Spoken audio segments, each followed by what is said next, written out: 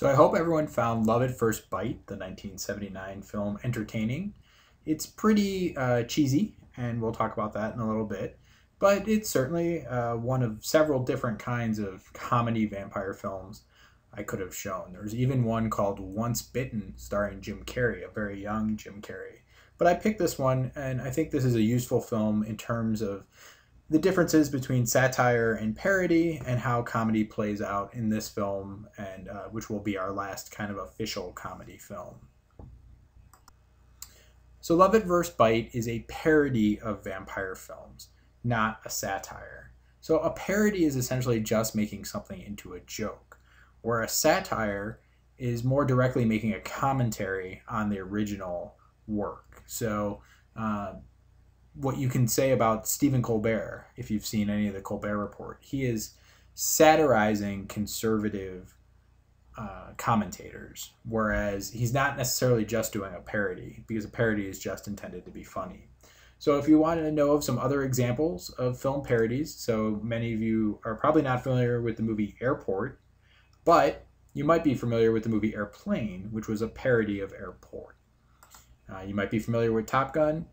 You might also be familiar with Hot Shots, which was a parody of Top Gun. And I could have given you any number of examples of parodies of Westerns, parodies of science fiction, but these are two really good examples of parodies that are pretty closely aligned with the kind of parody that you see in Love at First Bite. So in Chapter 7, Prince talks about self-reflexive film, specifically self-reflexive comedy. So for Prince, the self-reflexive comedy makes no attempt to convince the viewer that what you're actually seeing could have happened. So if you've ever seen Airplane or Hot Shots or this film, Love at First Bite, there's no attempt to make this seem real or possible. And that can be done any number of ways, through visual techniques, through characters looking at the screen, but you always know that you're watching a movie.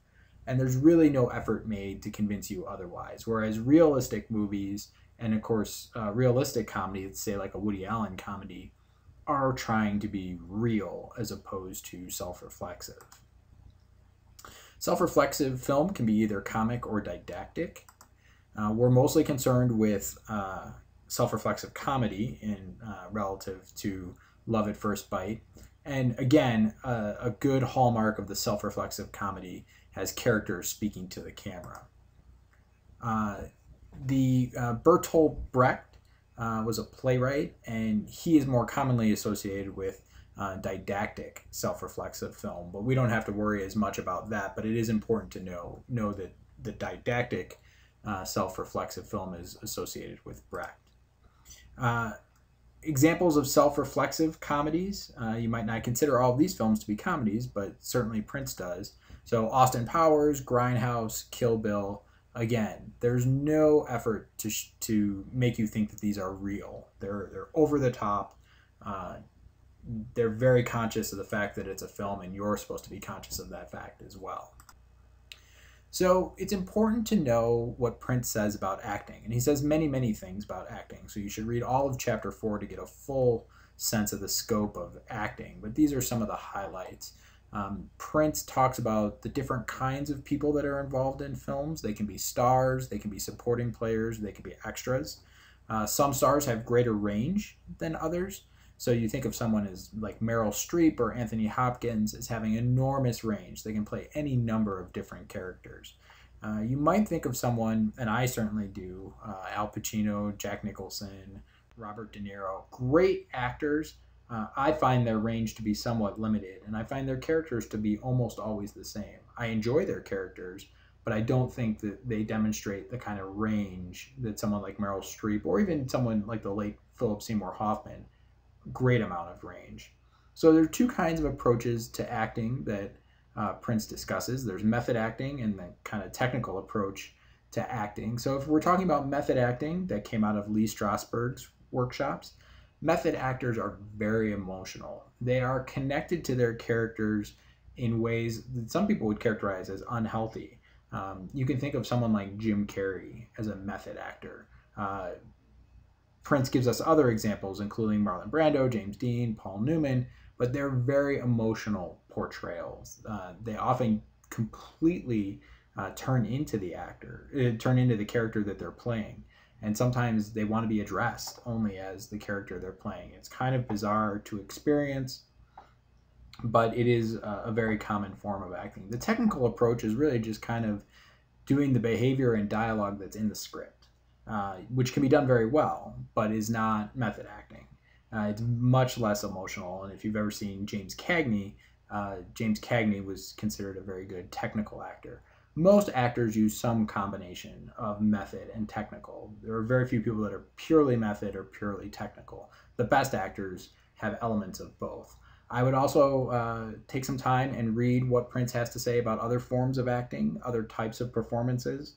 I'm not going to get into all of them here, but it's a useful breakdown of the ways in which acting can be thought of. So we have another vampire film in Love at First Bite, and we can look at some of the similarities between this narrative and other vampire narratives. So, of course, his name is different, right? He's Vladimir, which is not Count Dracula's name in the other films. But you can see he looks like Count Dracula. He even has, the kind of cross necklace piece that other vampires that we've seen have had. So he's definitely playing the part of the vampire. We also have that Renfield sidekick. Some of our sidekicks in later films are called other things, but ultimately he has his own Renfield, and there you can see the cross yet again. And he's in a coffin, just kind of the standard vampire-y things that other vampires do. Some of the differences from our other vampire narratives include this one has much, much more of a love story, a romance narrative. It really dominates the whole film. Some of our other vampire films do have a romance narrative, but not quite in the same way as Love at First Bite. And there's way more slapstick comedy in Love at First Bite than there was in Dracula's Daughter or Blackula or any of our other films. This is kind of over-the-top slapstick comedy that is reminiscent of a film like Airplane, if you've ever seen it, which, by the way, is very, very good. The commentary, not so much. If you ever watch, if people even do that anymore, listen to the commentary on DVDs. The Airplane commentary is the worst. Some of the best commentary on a DVD, Ghostbusters. I highly recommend listening to the Ghostbusters commentary, and then some of the David Fincher films, Fight Club, Seven, excellent commentary. Not quite sure why I digress like that, but if you're ever looking for that kind of content, those are some good choices. So in the Newitz article that we read, Newitz is making a distinction between camp and cheese. And there are a lot of elements to this argument, and you should familiarize yourself with the entire argument, but just to make kind of some broad distinctions between camp and cheese. Camp is ahistorical, so it doesn't really tie itself to a historical time period. It's Euro-American, and it highlights gender transgression and sexual deviance. So if you want a really good example of camp, think of the Rocky Horror Picture Show. That is an excellent example of camp. Rocky Horror Picture Show could have taken place at any time. The history is not important. It's definitely Euro-American. There's not a whole lot of other culture inserted there. It's definitely about gender transgression and sexual deviance. So that's a really excellent example. For cheese, cheese is historical, according to Newitz. It really does tie itself to a historical period. It is about ethnic, national, and race parody. So what Newitz says is camp doesn't have as much to do with race and ethnicity. It's really more about gender and sexual deviance. Cheese, on the other hand, is about ethnic, national, and race parody. It's oriented towards the Pacific Rim, which for Newitz includes Asia, South Central American islands and countries, the US, Canada, New Zealand, and Australia. So if you want to know what Newitz means by the Pacific Rim, that's what Newitz means. And Newitz suggests that a good example of cheese would be blaxploitation films. So give yourself a little time to get through the Newitz article to completely digest that whole argument. But it's an interesting argument, and I think it places Love at First Bite clearly in the category of cheese and not camp. So I don't know how many of you are familiar with George Hamilton. He's actually quite famous. George Hamilton was a sex symbol in his day. He's always been very tan. That was one of his hallmarks. So I don't know if skin cancer is in his future, but he's been around a long time. So he's made it for a while, being quite that tan. And he's been known for playing characters that are both highly sexualized and kind of sexually ambiguous. So here we have kind of a little of both of that in our Dracula character. So there's a young George Hamilton. That doesn't look much like the George Hamilton that we know today. One of his more famous films is Zorro the Gay Blade. So you can pick that one up if you want to study up on George Hamilton. He was also in the miniseries or the series Dynasty, if you're at all familiar with that. That was kind of an evening soap opera kind of show in the 80s. And then he was in a movie that I think is a really underrated movie called Once Upon a Crime. Really had an ensemble cast. You can see everyone listed there that's in this movie. But I think Once Upon a Crime is a really well done movie. So I would recommend watching that, not necessarily for George Hamilton, but for everyone else in the film.